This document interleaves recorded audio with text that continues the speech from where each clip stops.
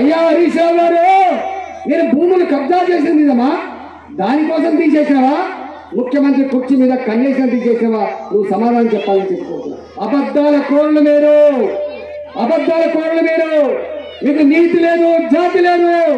మీ కుందల్లో ఎవడు ఎదుగుతే వాడిని తొక్కడమే నీ నీతి, నీ జాతి తప్ప నీకు నిజాయితీ లేని విషయం యావత్ తెలంగాణ ప్రజలకు అర్థమైపోయింది.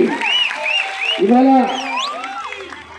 ఏమి రాసిందో, నేను పెన్షన్ వద్దన్నట, కళ్యాణ లక్ష్మి వద్దన్నట, కేసీఆర్ కిట్ వద్దన్నట, రైతు బంధు వద్దన్నట.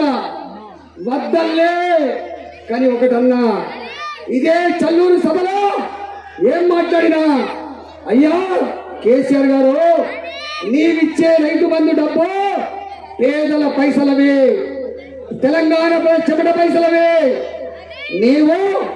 నీవు సంవత్సరానికి 10 లక్షల రూపాయలు తీసుకుంటున్నావు, నేను ఒక 4 లక్షల రూపాయలు తీసుకుంటున్నా. కొన్ని వేల మంది రైతులు వేల ఎకరాల కోసం 50 లక్షలు, కోటి రూపాయలు సంవత్సరానికి తీసుకుంటాను.